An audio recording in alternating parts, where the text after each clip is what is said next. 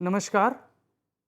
आज हम एक बहुत महत्वपूर्ण विषय पर चर्चा करने के लिए यहाँ हैं, जिस विषय का शीर्षक है शिक्षा का अधिकार अधिनियम और सामुदायिक भागीदारी। साथियों, शिक्षा सदैव से एक सामुदायिक प्रक्रिया रही है। समाज ने और समुदाय ने शिक्षण संस्थाओं की स्थापना ही इसलिए की ताकि समाज के अनुरूप और समुदाय के अनुरूप नागरिकों का विकास किया जा सके। भारत में प्राथमिक शिक्षा की गुणवत्ता उन्नयन में समुदाय की भागीदारी की परिकल्पना कोई नया विषय नहीं है। सामान्यतः जब हम शिक्षा में सामुदायिक भागीदारी की बात करते हैं तो शिक्षा में हम दो प्रकार की सामुदायिक भागीदारी देखते हैं। एक को हम कहते हैं अनौपचारिक भागीदारी और दूसरे को हम कहते हैं औपचारिक भागीदारी। अनौपचारिक भागीदारी से हमारा अर्थ है कि जब स्थानीय समुदाय द्वारा शैक्षिक क्रियाकलापों के लिए सहयोग दिया जाए, जैसे कई जगह विद्यालयों की स्थापना के लिए भूमि प्रदान की जाती है, कई बार विद्यालयों में भवन निर्माण के लिए, कक्ष निर्माण के लिए कोई परिवार, कोई संस्था या कोई सामुदायिक संस्थान अपनी मदद प्रदान करते हैं, या विद्यालय में प्रयोगशाला की स्थापना के लिए सहायता देते हैं। अर्थात वे विद्यालय की दिन प्रतिदिन के क्रियाकलापों में हस्तक्षेप नहीं करते, परंतु विद्यालय में आधारभूत ढांचे के विकास में, विद्यालय में शैक्षिक गुणवत्ता उन्नयन हो, इसके लिए जिन भी चीज़ों की आवश्यकता है उनको प्रदान करने के लिए जब एक भागीदारी के रूप में अपनी सहायता प्रदान करते हैं, तो इस प्रकार की भागीदारी अनौपचारिक भागीदारी कहलाती है। भागीदारी का जो दूसरा स्वरूप है वो थोड़ा औपचारिक प्रकृति का है। औपचारिक प्रकृति से मेरा अर्थ है कि जब विद्यालय के दिन प्रतिदिन के क्रियाकलापों में, विद्यालय के प्रबंधन और प्रशासन में, विद्यालय में शैक्षिक क्रियाकलापों के संचालन में समुदाय की संस्थाएं, समुदाय के लोग विभिन्न समितियों के माध्यम से या अन्य स्वरूपों से जब सीधा हस्तक्षेप करते हैं, चाहे वो ग्राम शिक्षा समिति के सदस्य के रूप में हो, चाहे विद्यालय प्रबंधन समिति के सदस्य के रूप में हो, तो जब इस प्रकार का सीधा हस्तक्षेप विद्यालय के दिन प्रतिदिन के क्रियाकलापों में समुदाय के सदस्यों का होता है, तो इस प्रकार की जो भागीदारी है वह औपचारिक भागीदारी के अंतर्गत आती है। भारत में सामुदायिक भागीदारी, खासतौर पर यदि हम प्रारंभिक शिक्षा की बात करें तो इसकी परिकल्पना बहुत पुरानी है, परंतु जब 2001 में सर्व शिक्षा अभियान लागू हुआ, और हम सब जानते हैं कि सर्व शिक्षा अभियान जब 2001 में लागू हुआ तो ये देश में प्रारंभिक शिक्षा के सार्वभौमिकरण का एक नूतन और अभिनव प्रयास था। ये प्रयास किया गया था कि भारत के प्रत्येक कोने तक प्रारंभिक शिक्षा की पहुंच प्रत्येक बच्चे तक हो, यह सुनिश्चित किया जाए। इसके लिए चाहे विद्यालयों की स्थापना हो, चाहे विद्यालयों में शिक्षण सहायक सामग्री की स्थापना हो, अतिरिक्त कक्षों का निर्माण हो। हम सब जानते हैं कि विद्यालय में प्रवेश, विद्यालय में रोके रहना और विद्यालय में शिक्षा की गुणवत्ता उन्नयन, इन तीन आधारभूत बातों को लेकर के सर्व शिक्षा अभियान 2001 में शुरू हुआ। और जब 2010 में शिक्षा का अधिकार अधिनियम लागू हुआ, तब सर्व शिक्षा अभियान की एक और बड़ी जिम्मेदारी हो गई कि शिक्षा के अधिकार अधिनियम का सफलतापूर्वक क्रियान्वयन किया जाए। अर्थात शिक्षा के अधिकार अधिनियम के क्रियान्वयन में भी सर्व शिक्षा अभियान की भूमिका बहुत महत्वपूर्ण रही। सर्व शिक्षा अभियान की एक और खूबी रही कि सर्व शिक्षा अभियान में जो पंचायती राज संस्थाएं थीं, चाहे वो ग्राम पंचायत हो, चाहे वो जुग्गी स्तरीय व्यवस्था हो, इन पंचायती राज संस्थाओं को विद्यालय के दिन प्रतिदिन के क्रियाकलापों में सहयोग, उनमें सामुदायिक भागीदारी का एक स्वरूप विकसित किया गया। और इसीलिए यदि आप सर्व शिक्षा अभियान के विषय में पढ़ेंगे, और आपने पढ़ा भी होगा और देखा भी होगा कि जब सर्व शिक्षा अभियान इस देश में लागू था, तब हमारे विद्यालयों में ग्राम शिक्षा समिति के माध्यम से, जिसको हम विलेज एजुकेशन कमेटी या वीईसी कहते थे, या शहरों में जहाँ पर झुग्गी झोपड़ी हैं वहाँ पर शहरी झुग्गी स्तरीय शिक्षा समिति के रूप में, कुछ राज्यों ने उस समय भी विद्यालय प्रबंधन समिति की परिकल्पना कर ली थी। अभिभावक अध्यापक संघ के विषय में, माता शिक्षक संघ के विषय में, जहाँ पर माताएं और शिक्षकों के बीच एक संगठन बनता था जहाँ वे आपस में वार्तालाप करते थे। तो इस प्रकार के बहुत सारे औपचारिक संगठन या औपचारिक संस्थाएं विकसित हुई सर्व शिक्षा अभियान के अंतर्गत, और इन सब का एक ही उद्देश्य था कि विद्यालय में सामुदायिक भागीदारी को बढ़ावा दिया जाए। एक और चीज थी, जब हमने देखा सर्व शिक्षा अभियान जब इस देश में लागू हुआ था, तो आप देखें सर्व शिक्षा अभियान में कुछ मूलभूत बिंदु समान थे, परंतु विभिन्न राज्यों को विभिन्न प्रकार से सामुदायिक भागीदारी में विभिन्न प्रकार के प्रयोग करने के छूट दी गई। कुछ राज्यों में ग्राम शिक्षा समिति का प्रयोग किया गया, कुछ राज्यों में अध्यापक अभिभावक संघ का प्रयोग किया गया, कुछ जगह विद्यालय प्रबंधन समिति का प्रयोग किया गया। तो ये प्रयोग सर्व शिक्षा अभियान में बहुत सारे राज्यों में अलग अलग तरह से किए गए, लेकिन इन सारे प्रयोगों का आधारभूत बिंदु ये था कि किस प्रकार समुदाय के लोग, समुदाय विद्यालय के करीब आए, किस प्रकार वो विद्यालय को अपना समझे, किस प्रकार वो विद्यालय के दिन प्रतिदिन के क्रियाकलापों में अपनी भागीदारी सुनिश्चित करें। एक और इसी से जुड़ी हुई प्रक्रिया कई जगहों पर हुई, जहां जहां विद्यालयों के निर्माण होने थे, चाहे विद्यालय में कक्षों का निर्माण होना था, अतिरिक्त कक्षों का निर्माण होना था, ये विद्यालय के पूर्ण भवन का निर्माण होना था, तो विद्यालय के निर्माण कार्यों में भी उसकी जिम्मेदारी स्थानीय समुदाय को दी गई, चाहे वह ग्राम शिक्षा समिति को दी गई हो, चाहे ग्राम पंचायत को दी गई हो, या समुदाय के किसी व्यक्ति को दी गई हो। अर्थात विद्यालय के निर्माण कार्यों में भी स्थानीय समुदाय की भूमिका सुनिश्चित करने का प्रयास सर्व शिक्षा अभियान के अंतर्गत किया गया। इसमें कक्षा कक्ष के निर्माण की बात हुई, इसमें चार दीवारी के निर्माण की बात हुई, रसोई के, क्योंकि आप जानते हैं मध्याह्न भोजन योजना लगभग पूरे देश में चल रही थी, तो रसोई के निर्माण और उसके रखरखाव की बात हुई। इन सब कार्यों को ग्राम शिक्षा समिति की देखरेख में सर्व शिक्षा अभियान में प्रस्तावित किया गया और लगभग 10 वर्षों तक ये सारा कार्यक्रम इसी प्रकार चला।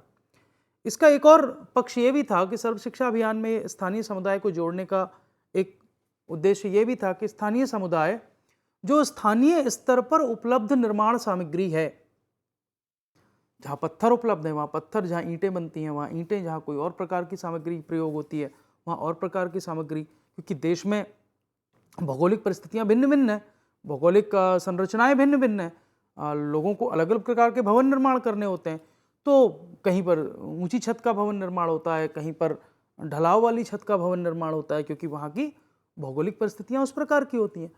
तो भवन किस प्रकार का निर्मित हो, उसके लिए कौन सी सामग्री स्थानीय स्तर पर उपलब्ध है उसका प्रयोग किया जाए, जिससे निर्माण लागत भी कम रहे, इसमें भी समुदाय की भागीदारी हो।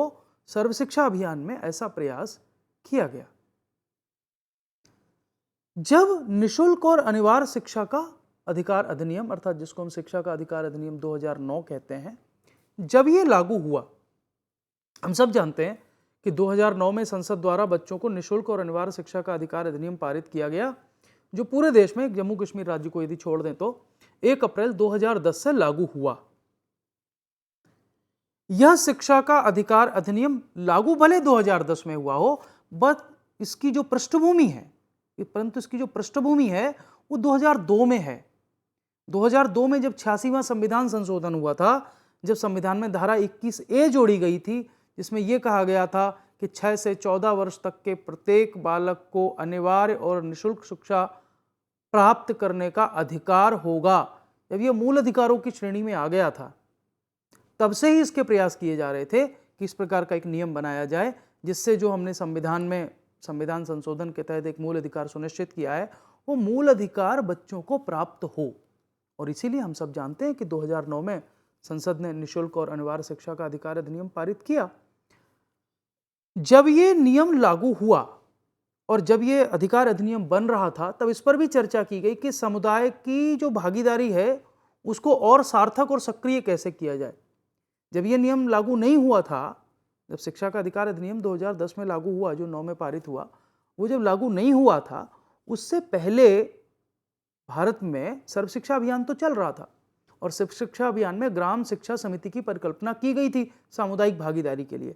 लेकिन उसके भी जो शोध हुए, जो भी परिणाम आए, उन शोधों के कुछ और सर्वे किए गए और उसके आधार पर यह तय किया गया कि शिक्षा के अधिकार अधिनियम में समुदाय की भागीदारी को और सार्थक और सक्रिय बनाने की आवश्यकता है। और इसीलिए आप देखें, यदि आप शिक्षा का अधिकार अधिनियम को पढ़ें तो उसके लगभग हर अनुच्छेद में, हर चरण में समुदाय के सदस्यों से इसको सफल बनाने की अपेक्षा की गई है। जहां पर विद्यालय से बाहर जा रहे बच्चों की बात है, जो बच्चे विद्यालय से बाहर रह गए हैं, तो समुदाय से वहां अपेक्षा की गई है क्या कि समुदाय ऐसे बच्चों की पहचान करे, उनके माता पिता को प्रोत्साहित करे, उन बच्चों का प्रवेश सुनिश्चित करे।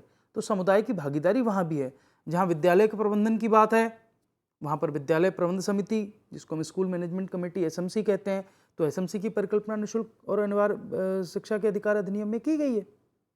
साथ ही जहाँ संसाधनों की उपलब्धता नहीं है, वहाँ संसाधन उपलब्ध कराए। यदि समुदाय के कुछ लोग स्वयं संसाधन के रूप में विद्यालय के काम आ सकते हैं, तो उनका प्रयोग किया जाए।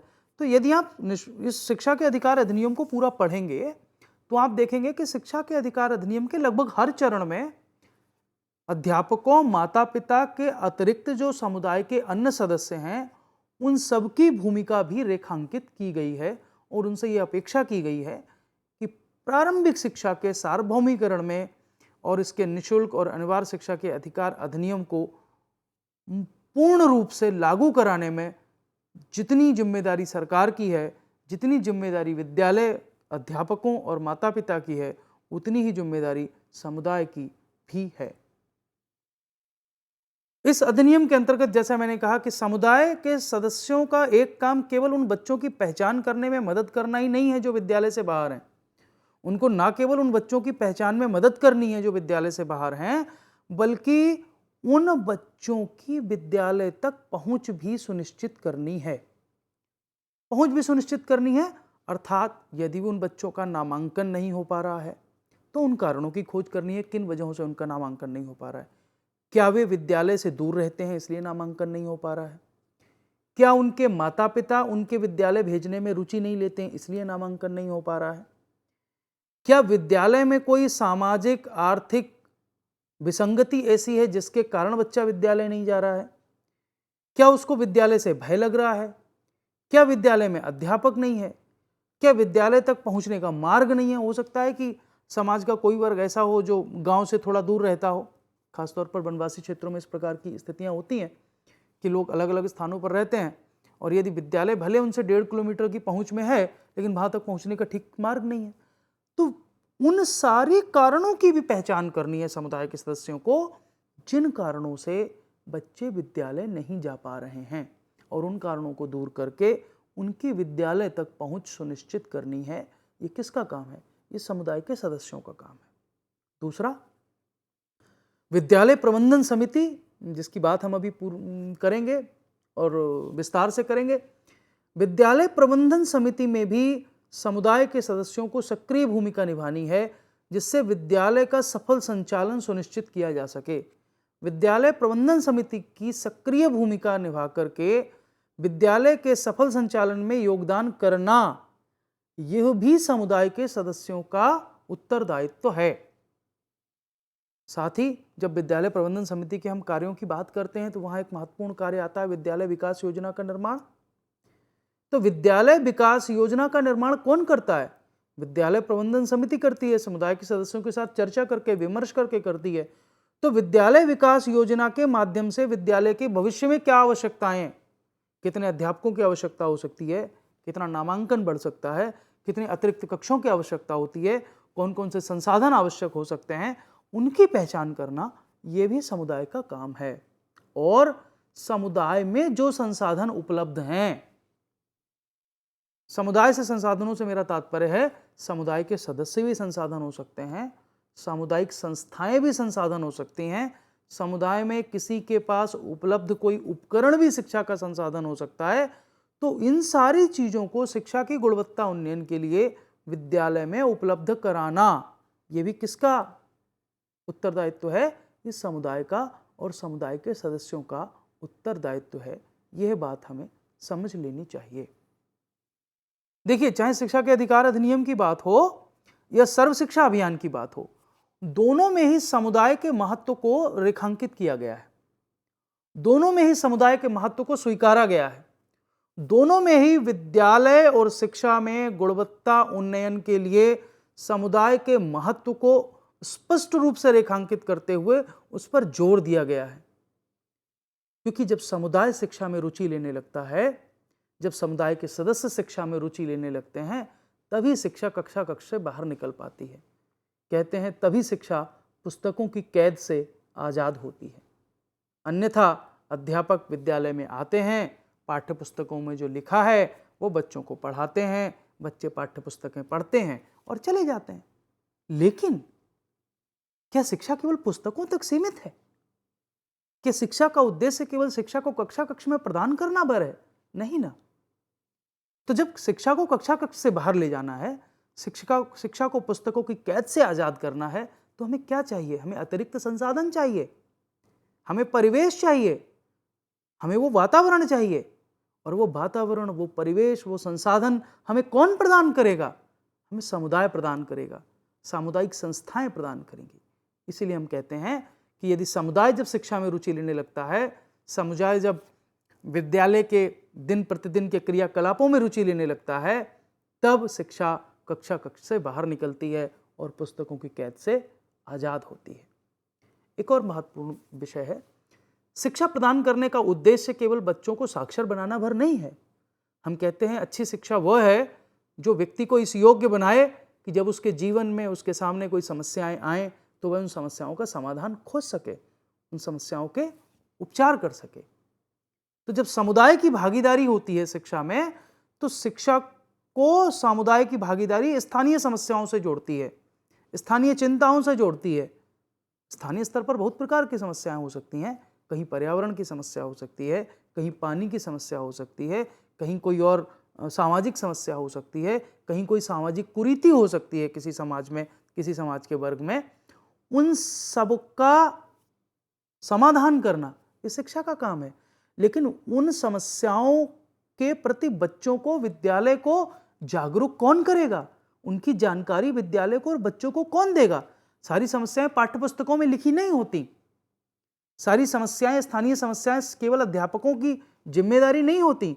जब तक समुदाय के लोग चर्चा नहीं करते, जब तक समुदाय की भागीदारी नहीं होती, तब तक शिक्षा स्थानीय समस्याओं से नहीं जुड़ती है। इसीलिए हम कहते हैं कि जब सामुदायिक भागीदारी की बात हो तो सामुदायिक भागीदारी शिक्षा को स्थानीय समस्याओं से जोड़ती है। सामुदायिक संस्थाएं विद्यालय की आवश्यकता, विद्यालय के प्रसार और विद्यालय के रखरखाव में अपनी महत्वपूर्ण भूमिका निभाती हैं। हो सकता है कि किसी गांव की आबादी 1500, 2000 या 2500 की रही हो और जब विद्यालय स्थापित हुए हों तो उस ग्राम पंचायत ने वहां एक विद्यालय स्थापित कर दिया हो। लेकिन यदि उस गांव में पढ़ने वाले बच्चों की संख्या 500, 600, 800 हो गई, गांव की आबादी बढ़ गई और विद्यालय एक ही है, तो दूसरे विद्यालय की आवश्यकता है ये सरकार को कौन बताएगा? सामुदायिक संस्थाएं बताएंगी कि विद्यालय में प्रसार की आवश्यकता है, अतिरिक्त विद्यालय की आवश्यकता है, विद्यालय में अतिरिक्त कक्षों की आवश्यकता है, विद्यालय में अतिरिक्त अध्यापकों की आवश्यकता है। अर्थात विद्यालय की आवश्यकता और प्रसार के लिए सामुदायिक संस्थाएं ही तो हैं जो सरकार को कहेंगी कि यहां पर और सुविधाओं की आवश्यकता है, विद्यालय का सही से रखरखाव हो रहा है कि नहीं हो रहा है, विद्यालय ठीक प्रकार चल रहा है कि नहीं चल रहा है, विद्यालय का भवन उचित स्थिति में है कि नहीं। क्योंकि कई बार सरकारी योजनाओं में, हम सब जानते हैं कि सरकारी योजनाएं एक निश्चित समय के लिए आती हैं, उसमें विद्यालय में कभी भवन निर्माण हो जाता है, कभी कक्ष निर्माण हो जाता है, कभी रसोई का निर्माण हो जाता है, कभी पुस्तकालय बना दिया जाता है। लेकिन वो जो बनी हुई चीजें हैं, जो दी गई हैं किसी योजना में, वो निरंतर क्रियाशील रहें, वे सुरक्षित रहें, वह उपयोगी बनी रहें, ये निगरानी करने का काम सामुदायिक संस्थाओं को निभाना होता है। एक और काम सामुदायिक संस्थाओं को करना होता है, वह है विद्यालय में उपयुक्त पठन पाठन का परिवेश। विद्यालय में पठन पाठन का परिवेश कैसा है, वातावरण कैसा है, अध्यापकों की उपस्थिति और उपलब्धता सुनिश्चित करना, यह भी समुदाय का काम है।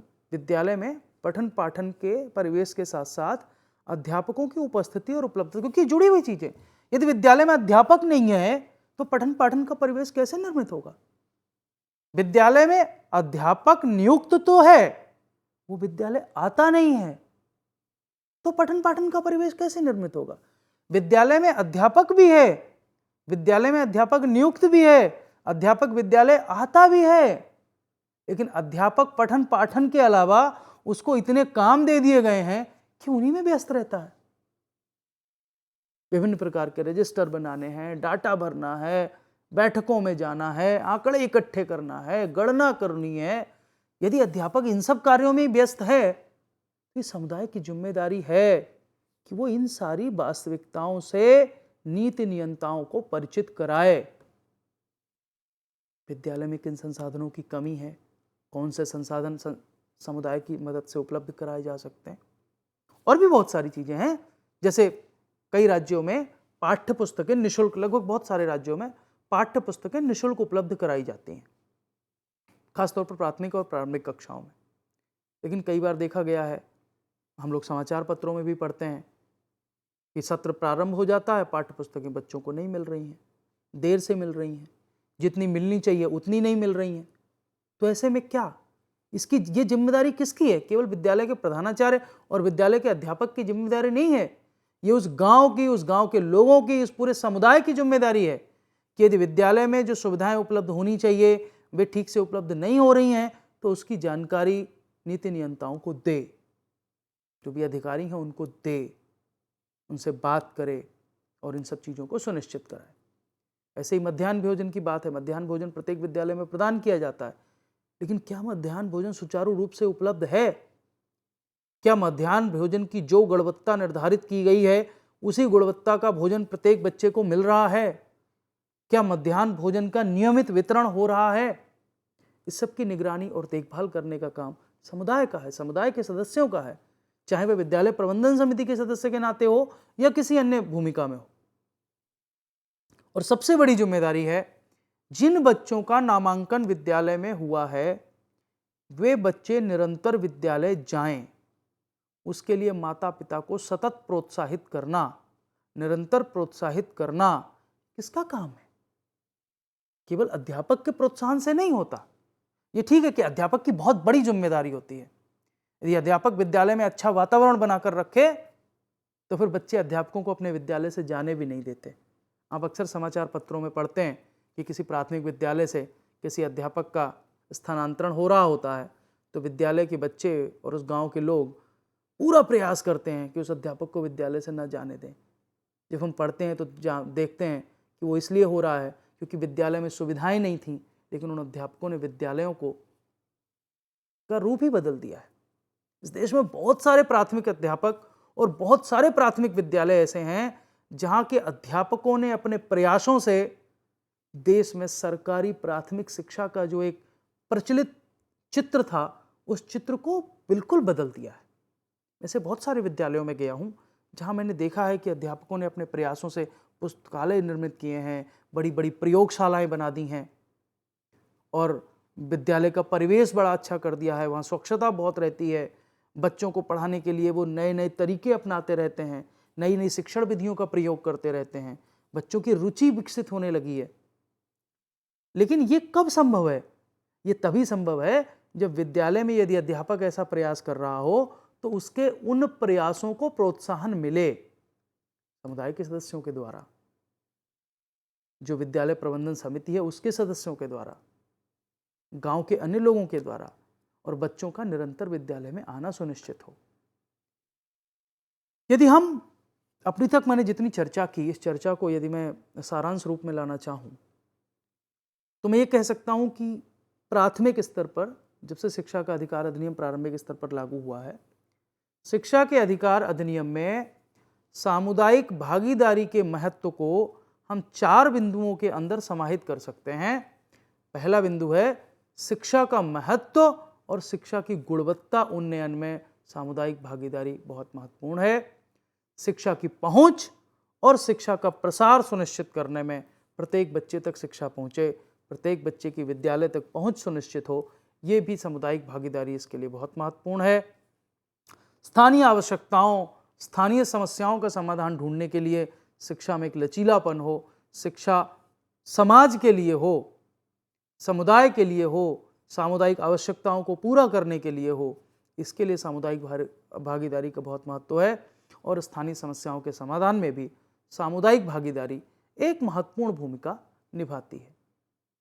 साथ ही उपयुक्त पाठ्यचर्यात्मक सामग्री की उपलब्धता समुदाय का महत्वपूर्ण भूमिका है। इसमें पाठ्यचर्यात्मक सामग्रियां केवल विद्यालयों में उपलब्ध नहीं होती, पाठ्यचर्यात्मक सामग्री मैं एक उदाहरण लेता हूँ।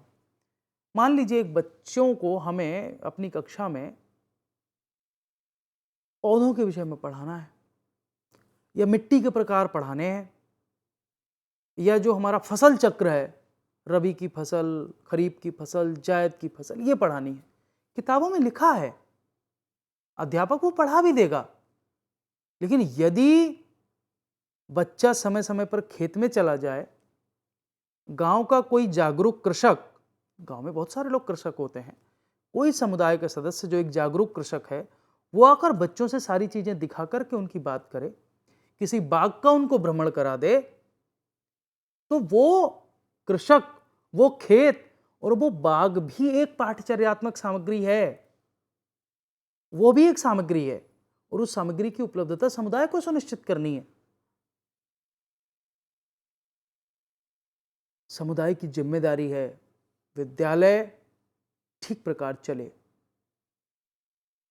खासतौर पर समुदाय के वे समूह जिनको हम पिछड़े समूह कह सकते हैं, या जिन समूहों तक शिक्षा की पहुंच किन्हीं कारणों से नहीं हुई है, चाहे वह जातिगत आधार हो, चाहे वह धार्मिक आधार हो, चाहे वह आर्थिक आधार हो, चाहे वह कोई सामाजिक रूढ़ी हो, इन सबको तोड़कर प्रत्येक समूह के बच्चे को विद्यालय तक लाना, शिक्षा तक पहुंचाना, जिससे शिक्षा वास्तविक अर्थों में समावेशी हो सके, ये सामुदायिक भागीदारी के बिना संभव नहीं है। संस्थान की क्षमता बढ़ाना, संस्थान में अतिरिक्त संसाधनों को उपलब्ध कराना, यह भी सामुदायिक भागीदारी के बिना संभव नहीं है। इसीलिए हम कहते हैं कि समुदाय जब शिक्षा में अपना योगदान करता है तो विभिन्न रूपों में अपना योगदान करता है। वह एक निगरानी तंत्र के रूप में शिक्षा में योगदान करता है, समुदाय के सदस्य संसाधन के रूप में अपना योगदान करते हैं, आवश्यक सामग्री की उपलब्धता के निर्माण के लिए अपना योगदान करते हैं, और स्थानीय समस्याओं के समाधान में भी समुदाय शिक्षा में अपना योगदान करता है। मैंने अब तक जितनी भी चर्चा आपसे की है सामुदायिक भागीदारी के जो विभिन्न आयाम हो सकते हैं, उन सभी आयामों को इस चित्र के माध्यम से आपके समक्ष रखने का प्रयास किया है। अगले कुछ समय में हम इस चित्र के इन्हीं आयामों को एक बार पुनः चर्चा करेंगे, जिससे सामुदायिक भागीदारी का जो शिक्षा में पूरा स्वरूप है वो स्पष्ट हो सके।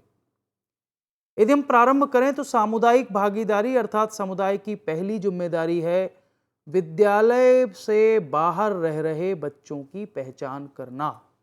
पहला काम है।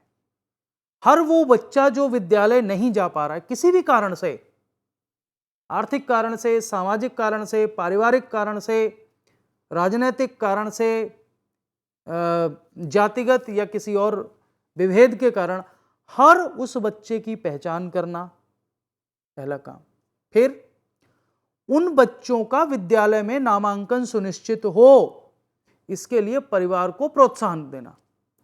तो बच्चे के नामांकन के लिए परिवार को प्रोत्साहन देना, यह भी किसका काम है? समुदाय का काम है। सामुदायिक भागीदारी के बिना संभव नहीं है। यदि विद्यालय में कोई निर्माण कार्य हो रहा है तो वह गुणवत्ता से हो रहा है, ठीक प्रकार हो रहा है, जिस प्रकार के नियम बनाए गए हैं उन्हीं के अनुरूप हो रहा है, इसकी देखभाल और निगरानी करना यह भी समुदाय की जिम्मेदारी है। बच्चे नियमित विद्यालय जा रहे हैं कि नहीं जा रहे हैं, और बच्चों के साथ साथ शिक्षक नियमित विद्यालय आ रहे हैं कि नहीं आ रहे हैं, शिक्षक विद्यालय नियमित आ रहे हैं कि नहीं आ रहे हैं, यह भी महत्वपूर्ण है। तो बच्चों की नियमित उपस्थिति सुनिश्चित करना, शिक्षकों की नियमित उपस्थिति सुनिश्चित करना, साथ ही बच्चों को चाहे तो निःशुल्क पुस्तकें हों, गणवेश हो, या अन्य भी जो सुविधाएं बच्चों को मिलती हैं, वे सारी सुविधाएं बच्चों को ठीक प्रकार से मिल रही हैं कि नहीं मिल रही हैं, समय पर मिल रही हैं कि नहीं मिल रही हैं, यह सुनिश्चित करना भी समुदाय के सदस्यों का काम है। यहां भी सामुदायिक भागीदारी की आवश्यकता है। मध्याह्न भोजन जो प्राप्त हो रहा है उसकी निरंतरता और गुणवत्ता सुनिश्चित करना, यह भी सामुदायिक भागीदारी का एक आयाम है। और सबसे महत्वपूर्ण बिंदु है प्रबंधन समिति की नियमितता और सक्रियता। जैसा कि हम सब जानते हैं कि शिक्षा का अधिकार अधिनियम में सामुदायिक भागीदारी का जो एक औपचारिक स्वरूप है, वो औपचारिक स्वरूप क्या है? वो औपचारिक स्वरूप है प्रबंधन समिति, विद्यालय प्रबंधन समिति, स्कूल मैनेजमेंट कमेटी। तो स्कूल मैनेजमेंट कमेटी, विद्यालय प्रबंधन समिति अपना ठीक से काम कर रही है कि नहीं कर रही है? नियमित तौर पर अपना काम कर रही है कि नहीं कर रही है, कितनी सक्रिय है। हम किसी और सत्र में विद्यालय प्रबंधन समिति के कार्यों पर चर्चा करेंगे। तो विद्यालय प्रबंधन समिति ठीक से काम कर रही है, सक्रियता पूर्वक काम कर रही है, विद्यालय के विकास के लिए काम कर रही है, यह सुनिश्चित करना भी समुदाय का महत्वपूर्ण काम है। यदि आज की हम पूरी चर्चा को अंत में सारांश रूप में देखें तो आज हमने प्रयास ये किया अपनी चर्चा के माध्यम से आपके समक्ष स्पष्ट करने का कि समुदाय विद्यालय से परे नहीं है, विद्यालय समुदाय से परे नहीं है। बिना समुदाय और समुदाय के सदस्यों की जागरूक भागीदारी के शिक्षा की गुणवत्ता उन्नयन में कुछ समस्याएं आ सकती हैं।